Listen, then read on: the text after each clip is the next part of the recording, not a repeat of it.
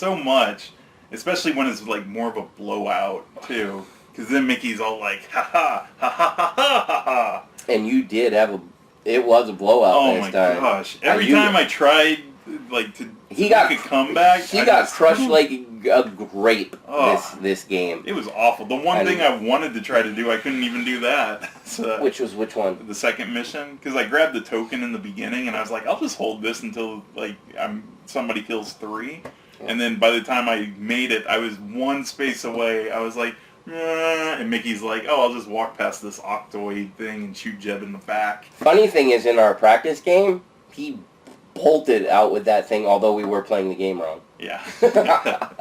Yeah, when we set up to do the run through, we didn't realize the PvEs in order, which is actually one thing we should mention to remember when you play the game is you got to do those in order, and it does make a difference because the way we played it was completely different. So yeah, when we practiced, we were trying to get mechanics down, so we didn't mess that up. So, for me, 2 thumbs up. Even though I do own our Arcadia quest, I am glad that I got this too, because even once it got here, I was wondering, did you make a mistake? Because honestly, I've said this in the last couple of videos, I'm trying to control myself and not just go, if you're a gamer and you get addicted to this stuff, it's really easy to buy a bunch of games and then they sit and you can't do it. And I am... Jeb's making fun of me, but it's 100% too. I'm a completionist. I can't go into a Kickstarter like this. My mind just doesn't work that way. I can't go in and be like, I don't care, I'm just going to buy base game. I am 100% that person that the Kickstarter exclusives work on me. I'm like, I just want them all right then. I don't want to. And the funniest thing is, it's hard for me to get all that content to the table, but I want it just in case. And that's one of the things that happened with me, because early on when we were kickstarting a lot of stuff, we both went all in. And I've gotten in the mindset where it's like, I have all of the Arcadia Quest stuff, and what have I played in it? I played the base like 3 times maybe, and then the Faceless campaign once. And there's dragons and the pets now and all that stuff. Haven't seen any of that yet, and it's just sitting. So it's not for a lack of us not wanting to. Again, it's one of those, for us, it's because we want to do, we like doing this, so we like to play different games, and then sitting down to actually get a group together to play through a campaign. That's the key, because we could, me versus Mickey, play all of Arcadia Quest, but we found that that's a game that it's more fun with more people. Because, as you know, there's games where it's like 2 people, oh yeah, I'm attacking you, you're attacking me. Why not just play a different game? So. I don't know how much of it, I mean, I would definitely say that this is kind of the same thing. I don't know if only having 2 heroes helped that a little bit or not. I mean, I still think that this would be better with 3 or 4 players, because I would love to have that crowded board to see what happens. But I didn't, in our game, I didn't despise the 2-player thing. It's just, it really, I really think it helps having that other person, because there's so many, like, you have to just decide, what you're going to do, and then that, you're going to race to be the first player versus player. You got to watch out for multiple people looking for quests and all that kind of stuff. So I still think that this would be better with 2 players, but I mean 3 players or more, but I didn't hate it with just 2 playing with this. So still a thumbs up for me. Glad that I did it. Still probably didn't need all of it, but I already gave you the explanation of why. So let's talk what I think a lot of people want to know. Let's talk about the differences between the two games, unless you want to say something else about the... did you like it? That's what I was waiting for you to say. I like it with a caveat. So. Okay. Let's have the caveat. Before we go into that stuff. The caveat is, I like it, but I'm sad that I have all of Arcadia Quest and it's not streamlined. And I feel like Simon is the type of company that is going to be like Arcadia 2.0. Yes, and even if there is a conversion kit, it's going to be not cheap. So I kind of hope that there is a conversion kit at some point, because I would much rather play this with 2 heroes instead of juggling 3 and all that stuff. But I mean, in short, I liked it. Yeah. So, which you know, let's talk about the probably one of the biggest differences in the game, which Jeb just mentioned. I had read about it and knew it was coming, and told Jeb that, and he knew about it too. But one of the huge differences in the game is your heroes are limited to 2 instead of 3, and it was mentioned that was one of the things they were doing to streamline the game. It makes a huge difference. It really does. In Arcadia Quest, it's very true that you can have one hero that kind of basically gets stuck not being used much during the game. Yep. Because you've got somebody that you're like, okay, the way this is running, this guy is OP for this game. He might be OP for the whole campaign. Mm-hmm. Jeb had a character like that just irritated me all the time. I forget what his name was. I think it was one of, I think it probably was. The older looking dude, I can remember what he looks like. Carries the staff or whatever, wizard guy. Just irritating the crap out of me the whole game. I think if he uses a magic attack or a range attack, something like that, you can't hit him back or something. Defense. Yeah, it's like it was. And you almost had something similar in this, but for some reason I feel it's like only -2 this time, which is probably a learning from Seth. Yeah, maybe. So it really makes you use both. Like, I don't think you would run through the whole game using one character. I think you're still gonna have a dominant character. Yeah. But like the other ones are gonna get used, even if they're for, hey, I'm gonna place this back here for a defensive purpose or something like that. 2 heroes was a really smart idea, in my opinion. I like 2 heroes better than the 3. So the next thing that's different, tiles instead of cards for weapons. Yeah. So your players, instead of all their upgrade things and the things they use throughout the game, are cardboard, little square tiles that go on your book. I like those better. I like them too. The big thing with this is in Arcadia Quest, you had all the cards, and each color faction had tons of little tokens that you'd have to put on when something's exhausted, and it's just so much components for that. When flipping it over does such a better job. It's like, it's exhausted because I flipped it over. Yep. Like, I would say the only negative about the upgrades in the game on the tiles is they are small. That's it. Like the wording's a little bit small. Like Jeb pointed out, I just missed it. I mean, it was because I wasn't paying attention, but I think on a card, it's bigger. It sticks out a little bit more. Not that it's hard to see or anything like that. Right. I'm just trying to point out what might be a teeny bit of a negative. A little bit smaller to keep track. There's also, you can't randomize them really. Like the cards in Arcadia Quest, you would shuffle them up, and then when you're making the market, you would flip over random ones. With these, I think it's all the markets available, and then you choose from it. So there's a little difference there, but I still prefer the tiles more than the cards. I do too. It seems like a bigger space saver for me too. Next big difference, the quests. Okay, you still got your player versus player, pretty much exactly the same. I think though, player versus player in Arcadia Quest, everybody still could do it, right? You marked the card if you did the other person. Yes, the way Arcadia Quests work is whenever you complete a quest, you would put one of your personal tokens on it, and then the game ends when a player has done a certain amount of them. Right. So you could do multiple. Like if Mickey did a quest, I could do the same quest. It would have both of our tokens on it, but Mickey would get it because he did it first or whatever. Right. So there's a little bonus. Right. So on this, once the quest is completed, it flips over. So in a 3-person game, if I killed Jeb, then let's say Gary was playing, he wouldn't be able to do the kill Jeb quest. Right. And then the other thing about the quest is on the player versus environment quest, they have an order they have to be done, which we missed initially in our practice game. We actually started the game over because we missed it just for practicing and things like that.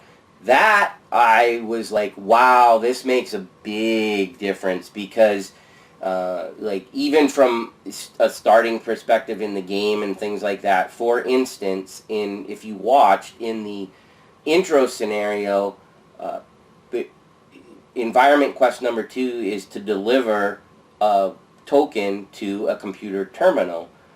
Well, that making it so it's part 2 and not part 1. Somebody can't run. The closest person to that can't just pick it up, run, and get those victory points. It kind of evened out the game. Plus, the other thing for me is that it forces everybody to kind of be doing the same thing. Like for instance, in the scenario one, if you watched, and this isn't really a spoiler because the beginning scenario is the same every time, that you have to kill 3 troopers. So everybody's going to try to kill monsters. And by the way, if you get close to me, maybe I'll just take out my player versus player. So you really got to kind of pay attention and where the monsters are. If I'm moving them around, am I going to let you have a chance to kill one and get that quest? Right. Or do I want to move it away so that it's closer to me so that I can actually try to kill it? Or do I want to get it close so that it attacks you? Right. So I thought that was really cool with actually making an order, because then everybody has to either be thinking about, am I just going to give up on this and let me prepare myself for the next one? Or do I want to go after this too and hopefully be the first player? I liked it. I thought it was a neat twist rather than everybody being able to do the same thing. Now, if I play an entire campaign, am I going to have the same opinion? I don't know. Right now, I think it's really cool. Mm-hmm. I agree. I like the order of it, and I like the ending condition of you having to get all of the PvE quests done plus one somebody killing somebody else quest. It makes it a lot easier than Arcadia Quest, where everybody is fighting to complete a certain number of quests, and then there's like you're just repeating stuff, and it's kind of like, so Mickey had to take something all the way across the board, but now I have to take it all the way across the board because that's how I will be able to finish the game. And it's like, okay, that's wasting more time in my opinion, but I like the one and done kind of thing with the missions. Yeah. Okay. The next difference is, well, there's a few more differences. Mm-hmm. Let's talk about the boards, the tightness and how the portals are kind of prevalent everywhere. That makes it kind of like you can get around quick in this game. You're not stalling, and it's not taking you forever to get somewhere. Yep. Because in Arcadia Quest, when you set up the scenarios, it's predetermined in the book, and some of the maps I remember were like 6 tiles, like 3 wide or whatever, and they were large maps. And well, the maps even get, I mean, they get bigger in the other scenarios. Right. But like Jeb said, portals are built in, like, on all the boards, and you can get around quick and it's in this game. Portals too. Multiple portals. I don't know if I'm wrong or misremembering, but in Arcadia Quest, it was like, I remember a couple of portals and during setup, remember you had to put them out, and there wasn't a lot. Yeah, and it's like, okay, well, portal is okay, like I'd have to go to the portal to do all that stuff. Here, it's like this tile has 2 or 3 portals already on it, and yeah, as a matter of fact, in the practice game, that's what I missed. I was like, I actually didn't. I thought you had at least another turn before you could deliver that, because I forgot about the portal. Mm-hmm. In our practice game when you got it. I was like, oh crap, yeah. I missed that, because it was just like plop 2, 3, done. Yeah, so that's again, that's a big a big difference, and it really affects the pace of the game too. It's not, you're not waiting right. to get somewhere to do something. So that the boards, and along with the boards, like Jeb said, the randomness in the boards is how they do the replayability, I guess I'll say, of the game. So Arcadia Quest, when you're doing a campaign, tells you, like, you don't have as many branches in this, but when you pick a branch in Arcadia Quest, this is how you set it up. You use this tile, this is the way it goes, this what goes on the tile, period. In this, every single time you do a scenario, you shuffle up all 10 tiles, and then you pick how many you need, and then they get laid out randomly in whatever pattern that it tells you to.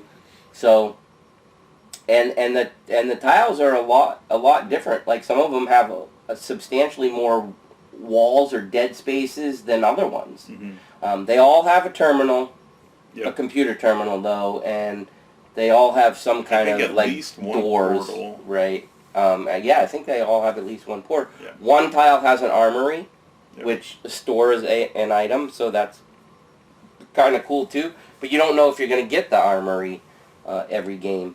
So anyhow, I thought that was pretty cool. I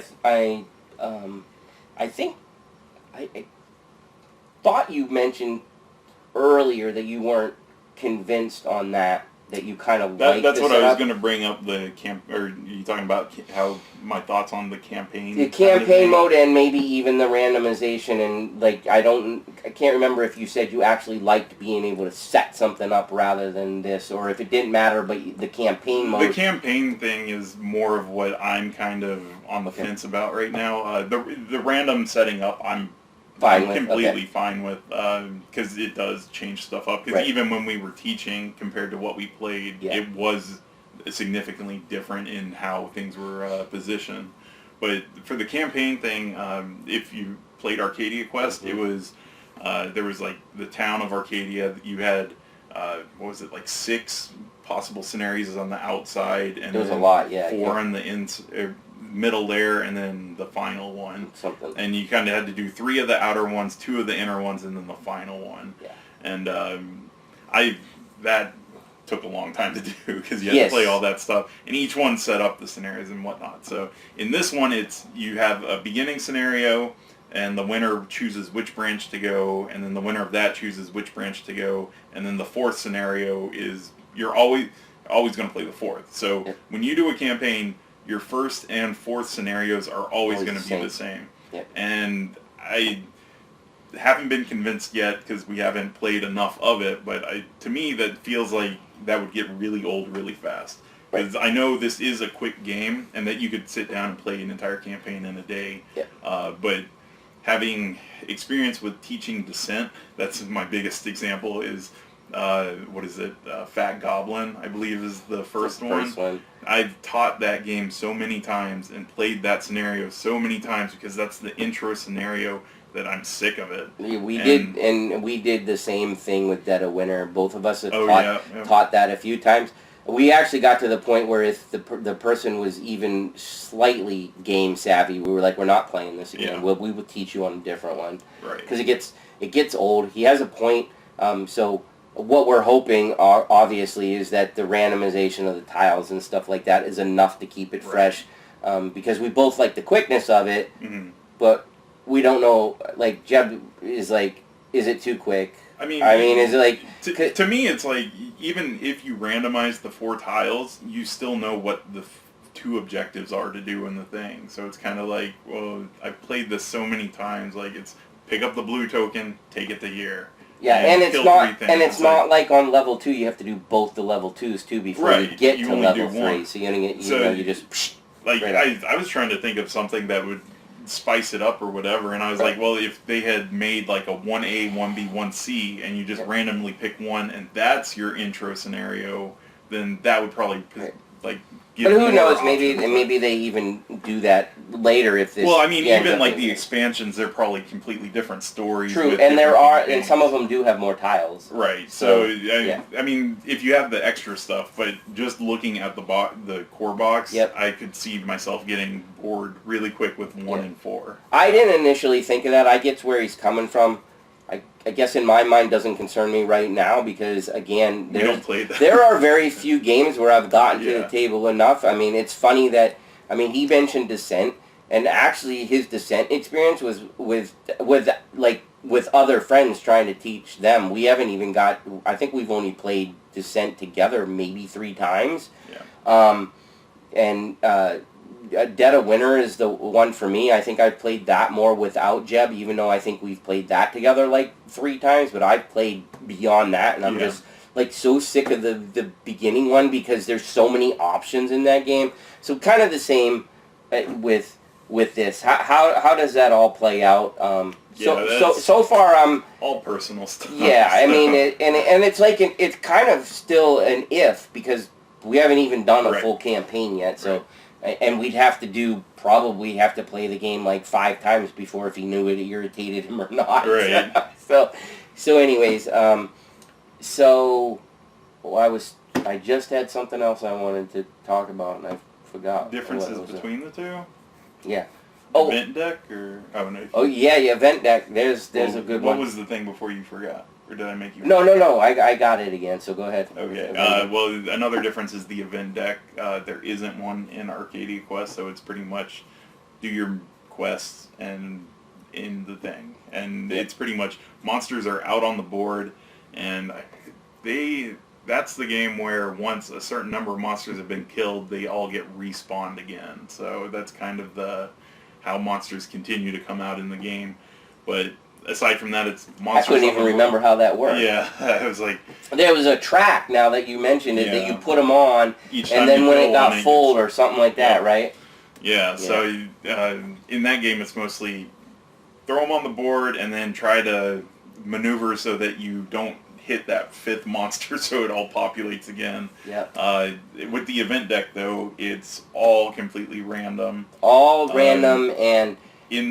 In the Arcadia Quest, the monsters were all reactionary stuff. They never actually went and did things. But with the event deck, you will be able to get an opportunity in some cases to actually make the monster move. And you get to do it. If you pick the event card, you get to take control of the monster, not your opponent. Which in Arcadia Quest, since, like Jeb said, it's all reactionary, based on guards and paybacks and things like that. In this game, the event deck actually gives you a chance to screw with your opponent on your turn. Or potentially even move a monster away that was bugging you. Or closer, that if you want to kill it. I thought the event deck is a spectacular addition, personally. I thought that was cool. Just because until you get the grasp of how it works in Arcadia Quest, I think Arcadia Quest does a good job of initially setting it up, but like Jeb said, you can kind of get strategic in how you're going to move your guys around and try to avoid and things like that. With the randomness of the event deck, you're not guaranteed to be able to stay away from monsters. That being said, the event deck doesn't automatically guarantee a bunch of respawns either, where that's what I was once it triggers in Arcadia Quest, boom, respawns happening, buddy. Yeah, so, and one of the things we were talking about was the event deck.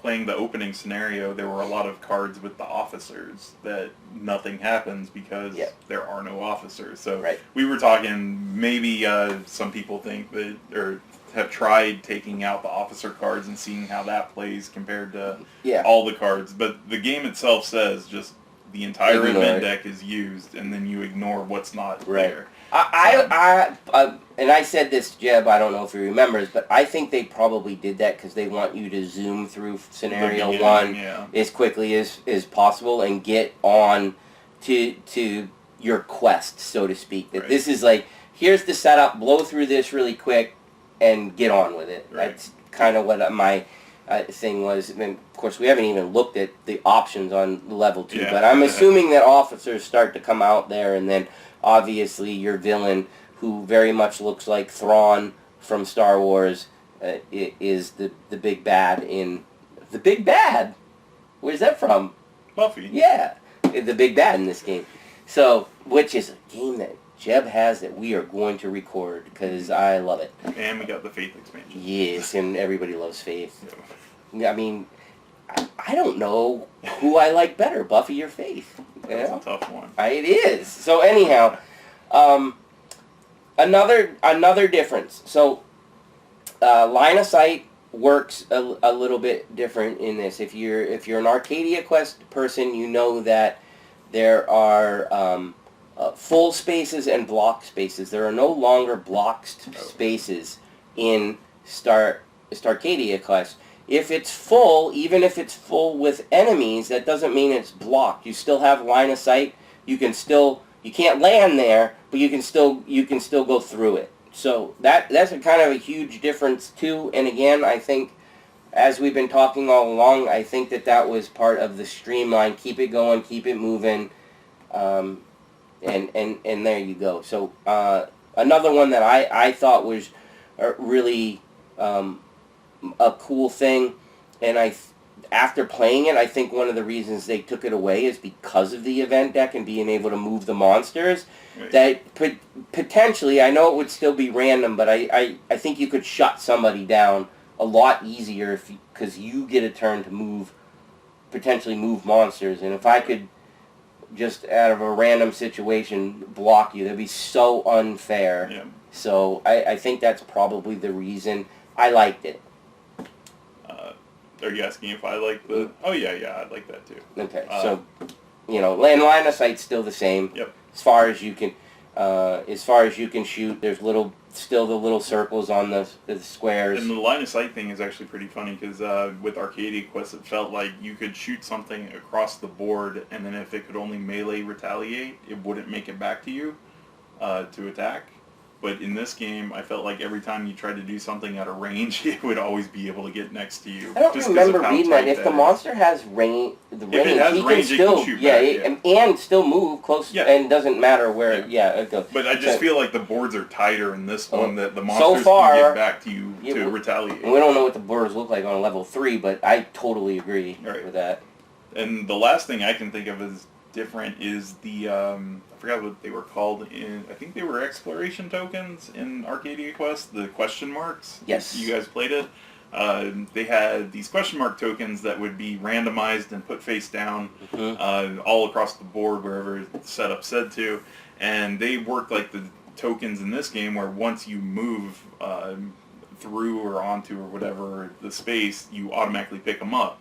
And the thing with that is you don't know what you're getting. And they had the same thing where it's like recover all your health as one of the items, the refresh your items is another one, and then sometimes they were like for the scenario specific type things. But the big thing... Well, they have mimics or something in it. It's a trap. Yeah, trap. And once you got that, I don't remember if it was 1 or 2 damage, but whatever it was, I always remember that thing killed somebody, like just trying to get through. Like, I don't know if people hated it that much and they ended up getting rid of it. I mean, it fits the fantasy theme. It does, definitely. Yes. But yeah, that's definitely a big thing, because I mean they're double-sided in this. There is no face down for those for the gadgets in the game. It also saves time with setup, because you don't have to do all the randomizing and worrying about the tokens, and because you never used all of them, you used part of them. Does Arcadia Quest, when you land on the space, automatically pick it up, or is it an action? I don't could remember. have swore those the question marks were always automatic. It was specific tokens that you had to spend an action to pick up. Because in this one, I think that blue token automatically gets picked up. Right, but I don't think in Arcadia Quest they had, because it seemed like the big question from us looking through the forums was, this game has a lot of spaces where there's multiple tokens, and everybody was like, do I get them all? Do I get one? FAQ, you get them all. If you, for the second that you touch that space, you pick them up, even if you're moving through it. Only if a monster is, or I don't know. I keep forgetting to say that, but he's right. It has to be monster free. But if you touch the space, you get all the tokens on the space. I think it is, like you said, active player doing the moving, because if something spawns on a player, it doesn't get picked up until. Sorry, that's true, because we actually did run into that in one of the gameplays. I think it was me. I was able to place new gadget tokens out on the board, and I placed one on a character that I controlled, but it wasn't active this turn. So we were like, oh, they don't get to pick that up because they were just, I don't know, they had a bathroom break or something. But, potty humor, Jeb. Yeah. Okay, anything else? His jokes are always number 2 to mine. Oh, you see what he did there? Yeah, buddy. Differences from Arcadia Quest, I think that's about all that I can think of off the top of my head. Yeah, I can't. Player board, 6 slots for upgrades instead of 4. Yeah. That's another one. So, I guess you want to move on to things that you like, things that you don't like?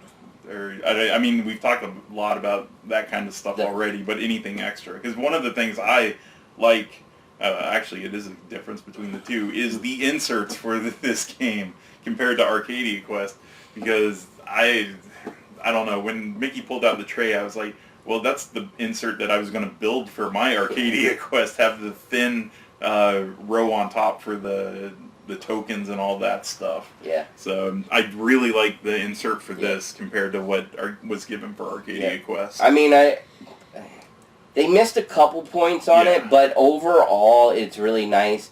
Like, if I was going to build it myself, and if it was possible, like, they could have done a better job with the tokens, being able to separate them into, like, if you would have had a compartment for here's all the starters, here's all this. They're minor things because everything does fit except for the extra stuff, like the extra pack of dice. Like I got the dice don't fit in this box. All just the whatever, how many ever it is, 8 black dice is all that fits in there. Little things like that, but for the most part, it does well. I do have to keep, in order for the box to work, I do have to keep the figures have that slide-in thing with their own compartment that has to stay. Mm-hmm. Like I still have to take them in and out of that box. If you guys know what I'm talking about, if you own either of the games, you know what I'm talking about. I agree with Jeb. They did 100% better than past stuff. I don't have to take all my figures and put them in there, or they've always come in a plastic thing, but it's always seemed like it just doesn't work well. This does. It is functional, so that's definitely a big plus for this. So yeah, I 100% agree with that part of it.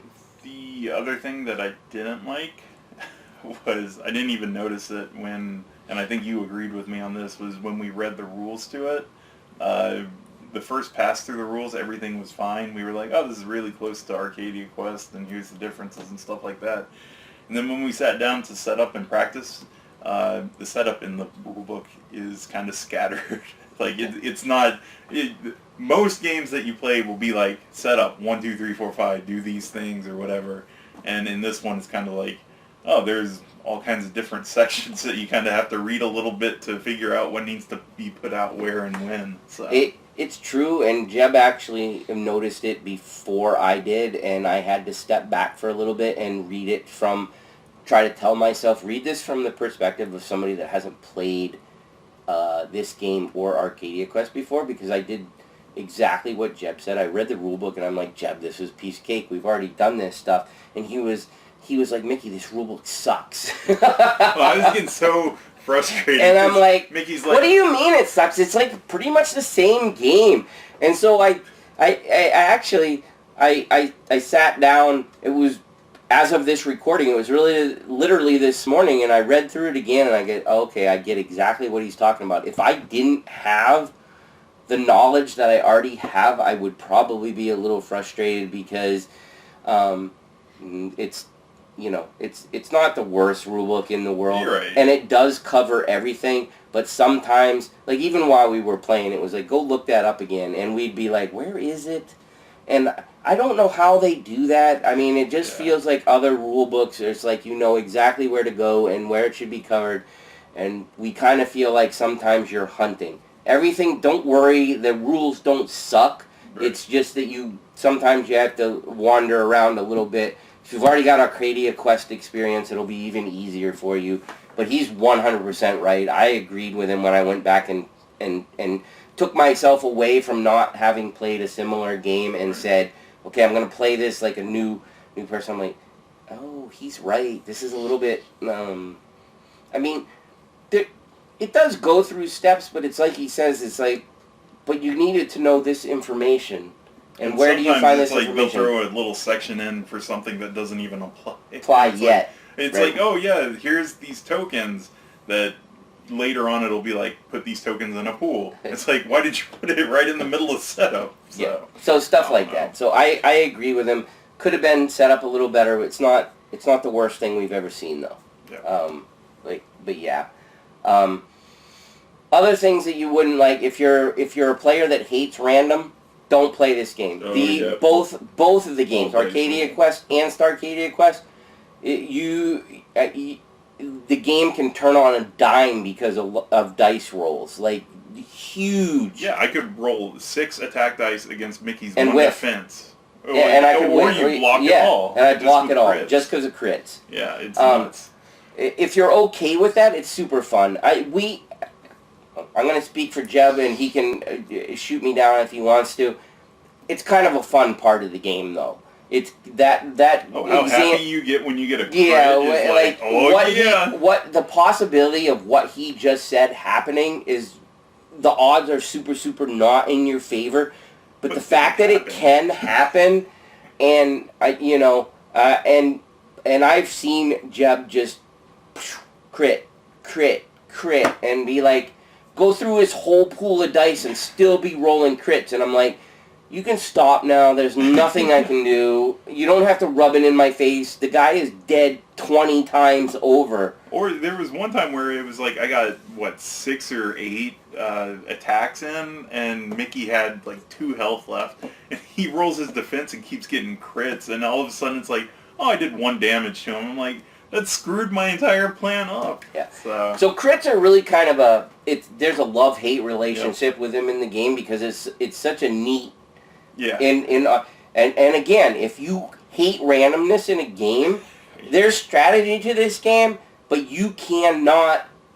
Nobody can say that you can take the randomness in this game away because there's random. So unless you have something that I don't even think it exists, but unless you have something that's like, oh, your opponent doesn't get to roll any dice ever for anything, which is probably Seth, and why I hate him.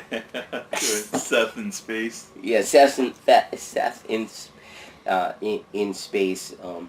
I don't know. I had flashbacks of that a little bit with the characters that he was playing because he had one that reduced. It was funny because reduced it by 2, and Mickey's people only had 2. So yeah, that is effectively no. Only the person that had red shirt on was ever able to roll anything. Anyhow, who else wouldn't like this game? Other than the randomness, can you think of other stuff? Because it's a pretty simple game. Yeah, I mean, you are managing 2 characters, and there have been games where it's like, I don't like managing multiple things. It's doable in those kind of games, but it's more of a headache to do it. In this one, it's not that bad. So even people who would be like, well, I don't want to control 2 characters, it's definitely easier than the 3 in Arcadia Quest. It's not as bad as a deck builder where you'd have to control 2 people, which I tried that before and that was a pain. Agreed. So yeah, I think those people should at least give it a chance because it's not super difficult to control 2 people in this. Yep. You're only responsible for in effect. Like each person has their own ability, and then whatever equipment on them, and Yep. it's all right in front of you. So I agree. Other people that would dislike it, I don't know. If you don't like miniature games, maybe. I mean, and I mean when I say miniature, if you don't like the fact that it's, I don't know. That's even a dumb comment, actually. I don't even like it. I take it back. Yeah, take it back. I don't care. I know some people like the really thinky, heavy games. It's not thinky heavy. There is some thinking if your opponents know how to play well as you. Like if you're used to it and you can see all the things that need to be done, it can get a little thinky, but it's not as bad as a TI or anything like that. Yeah, and the trade-off is TI. You play one game that's 8 hours. This you could do the whole campaign in 8 hours. Along with your thinky though, that I feel like if you were playing with somebody, the first time they saw their opponent do something that they didn't see, it would be clear to them to watch out for that in the future. I don't think that there's like a hidden strategy. It might be something you just didn't think of right away. Yeah, there and is that no it'd be like it would be like, okay, I see that now. Like Jeb. Say Jeb takes advantage of a portal, and I haven't played the game before, and I'm just like not used to the portal mechanic. I see him do it once, and then all of a sudden my brain is like, oh, I gotta watch out for that, and then for the rest of the game, I'm looking out for that. I don't think there's it's like not so thinky as like a game of chess or something, or like Jeb said, like I'm not like a military game like Twilight Imperium where it's like, oh my gosh, I have to watch out for the guy on this side and this side, and you know what battleships am I going to put out there? And it's like not that thinky. Right. So, yeah, I agree. I agree with that. But this is definitely something I would like if I was teaching somebody. I guess it's not really a genre. The whole quest games that if you include almost everything, like dungeon crawl stuff. It's a beginner dungeon crawl. I would probably teach this over Arcadia Quest, so somebody could get the feel of how it plays. Because I think with Arcadia Quest, the 3 people having to deal with 3 characters for somebody new to a game would probably be a little bit more difficult than the 2 players. So this is my definitely teaching go-to if I had to pick between the 2. So yeah. So I can't think of that much else that would be a negative. Who would like it? Obviously, if you like Arcadia Quest, I think you would like this, unless you hate Space Theme, that you would like it. And the exclusive hunting stuff, because I know people for Arcadia Quest were had to hunt for people the are exclusive. still So I don't know how obsessive.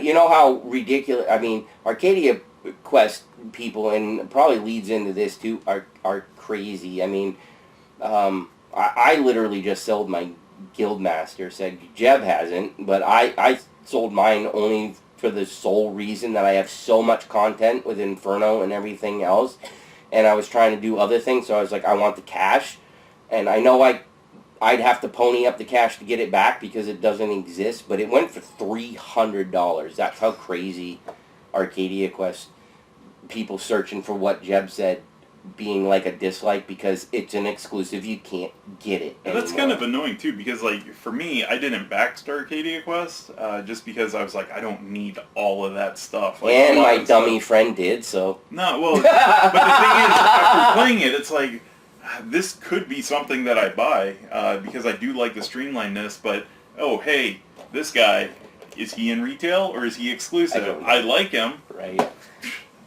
Am I screwed with that? I will say that I didn't like all the characters. The conventions that we go to, you have a good chance of getting most of it. There are a couple things, like Guildmaster said, that they haven't brought back out.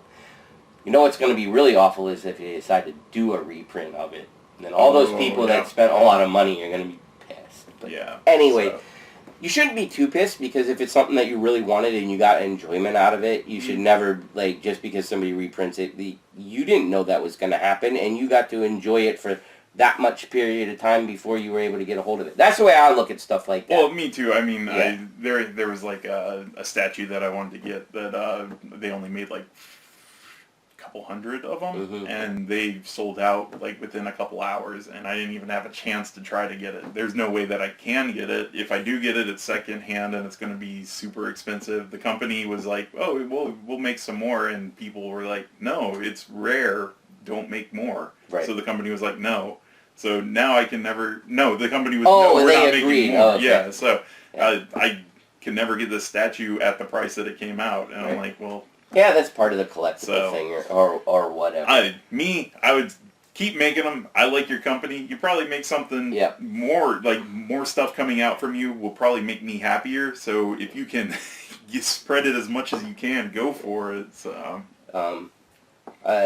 I guess to kind of wrap things up, and I think Jeb would agree with this. I think some of the comments may have sounded like, oh my gosh, you don't like Arcadia Quest anymore? That's not true. Oh no. That's not true at all. We're just we literally wanted to point out the differences and what makes the games different. I mean, I just told you that I sold a piece, but I literally have all my Inferno and all my first set, and I pretty much don't plan on getting rid of that stuff. I was just kind of one of those things that I couldn't pass up the opportunity because I wanted to use the money for something else, and I was like, that's a really good deal, and maybe someday if I really, really want it back. And then along the lines with what we've also talked to, getting all the stuff to the table all the time, I'm like, shoot, I haven't even got to play Inferno yet. I'm not even worried about that. I haven't got to play Pets yet. I have so much content, it was worth it for me personally to go ahead. So don't think that we don't like that game with our comments. We both do. We both own the game. And there are differences, and there's enough differences that they are still unique, but the base mechanics are kind of the same. Mm-hmm. And Jeb's 100% right. I think if you wanted to introduce somebody to this world, go with this and then lead them into the other one. Just because I feel like this is a little quicker. Oh yeah, that definitely. Type of thing. Setup's quicker and playing the game's quicker. That's why it's so much for teaching. So. Right. So, but if you only own the other one, that's cool too, because they're not hard games to learn. No. Anyways, we have babbled. This is like I feel like this is one of the longest reviews we've done. But I feel like a lot of it's kind of informative for people who wanted to know the difference. Yeah. And you can read the differences real quick. I think we just elaborated them on, like literally how they work a little bit more in depth. If you don't understand any of that stuff, hope you can go back and watch us play, and maybe that's a more visual. If you're a more visual person, you can catch that. And I will let Jeb talk about all our end stuff that we usually do. So. Yep. If you enjoyed the video, please like and subscribe. That's pretty much the only way we know that people are enjoying this. We do get some comments, so that helps as well, because some people have been like, you guys teaching this has been really helpful for this complicated game. Yep, so, and what other platforms? We are on Twitter, Facebook, Discord. Mickey set up a Discord server. I did. So look for, what is it, Booze and Boards with Mickey and Jeb. And ask us stuff there too if you want. Mm-hmm. We'll try to respond to as much as we can. Mm-hmm. And then the last thing is the coffee, which if you want to support us, we would use the coffee stuff for like equipment and whatnot. So. Yep. And I think that's about everything for me. Aside from, let us know if you want to see a campaign. Let us know if there's certain characters you might see a campaign anyways, but there's also it'll come to the table. If somebody requests it, it'll come to the table faster. Yeah, and I don't know if how soon you want to bust this stuff out after we do a campaign of this, but if somebody requests like one of the expansion monsters, we could just we don't. Character. If you wanted us to jump into an expansion and bypass the base box, we're all about that, because we actually like to do episodes that other people aren't doing. So if you were like, hey, we're going to do the campaign of the base once, so yeah, but I'm just saying, the other like stuff if they were like, hey, play the alien one, I like, okay. Oh, yeah. So Let us know what you guys want Yeah. with it, and we'll try to do it as soon as we can. Yeah. We do have stuff in the queue. So. We have lots. We always have Yeah, stuff in the queue. and there's plenty of other stuff on our channel to watch, so go check that stuff out as well if you enjoyed this video. So Yep. I think that's everything. See ya. Boards and booze, booze and boards. With Mickey and Jeb.